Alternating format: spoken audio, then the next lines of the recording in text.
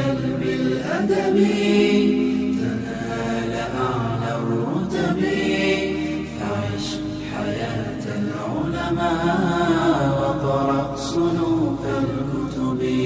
فقيل له: كيف يخلص طالب العلم في علمه؟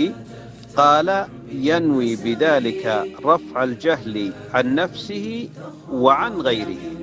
এগুলোর বিধান জানার চেষ্টা করে তাদের ব্যাপারে রাসূলুল্লাহ সাল্লাল্লাহু আলাইহি ওয়াসাল্লাম বলেন যে তাদেরকে রহমত করে ফেলে এবং ফেরেশতারা তাদের জন্য দোয়া করতে থাকে। ফেরেশতারা এই মজলিসকে আসমান পর্যন্ত ঘিরে রাখে। দারা আল হানাবিলা মূলত বাংলা ভাষাভাষী তালিবুল ইলমের জন্য একটি ইলমি প্ল্যাটফর্ম, যারা কোরআন ও সহিহ সুন্নাহর আলোকিত পথে চলতে চান এবং বিশেষভাবে হাম্বলি মাযহাবের প্রামাণ্য ফিকহ ও সালফে সালেহিনদের আকীদা ও মানহাজ জানতে আগ্রহী।